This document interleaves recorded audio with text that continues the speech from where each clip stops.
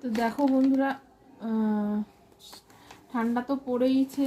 তো এখন আমি আমার গোপালের জিনিসগুলো বের করছি। আমাদের এখানে ঠান্ডা পড়েছে, হাওয়া দিচ্ছে ঠান্ডা ঠান্ডা।